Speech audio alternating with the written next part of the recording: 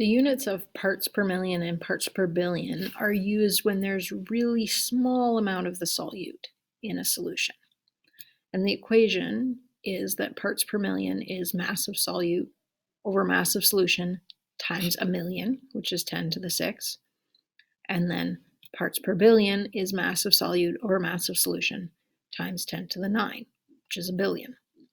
So it's really the same as calculating a percent, but instead of multiplying by 100, you're multiplying by 10 to the 6 or 10 to the 9.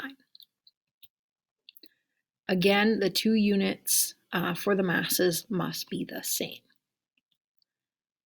So in the first sample problem, a fungus that grows on peanuts produces a deadly toxin. Any shipment of peanuts that contains more than 25 parts per billion of this dangerous fungus is rejected.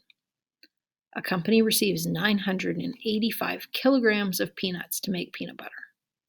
They determine that the shipment contains 18.8 milligrams of fungus.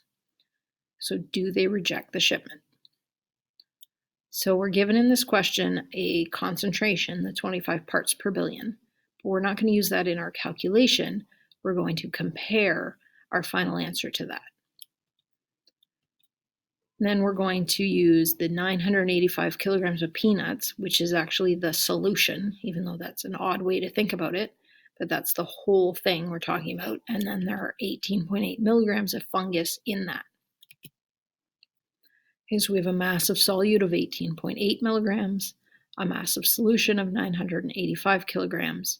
We're going to calculate the parts per billion and then compare it to 25. So we need to check and see if the units are the same, and they're not. So we either need to convert the milligrams to kilograms or the kilograms to milligrams. Or if you really want, you could convert them both to grams. So I'm going to convert the kilograms to milligrams. Right, so there's 1,000 grams in a kilogram. That gets me to grams, and then there's 1,000 milligrams in a gram. So there are 9.85 times 10 to the 8 milligrams of solution. Then we can plug the numbers into the equation. Parts per billion equals 18.8 milligrams over 9.85 times 10 to the 8 milligrams times a billion, 10 to the 9. And when you calculate that out, you get 19.1 parts per billion. And so they're not going to reject the shipment because the concentration is less than 25 parts per billion. Next sample problem. Health Canada's guideline for the maximum mercury content in commercial fish is 0.5 parts per million. What would be the minimum mass in kilograms of a fish that contains 0.6 milligrams of mercury and is still safe to eat? So we've got our concentration, that is the maximum, 0.5 parts per million, and we have a mass of the solute, that's the mercury, in the fish. So in this case, the fish is our solution. Okay, so mass of solute is 0.6 milligrams, mass of solution we're trying to find, and then there's our concentration of 0.5 parts per million. So we're going to use the equation. So first step in the rearrangement here is we're going to divide both sides by 10 to the 6. Right, so we get 5.0 times 10 to the negative 7 equals 0.6 milligrams over m.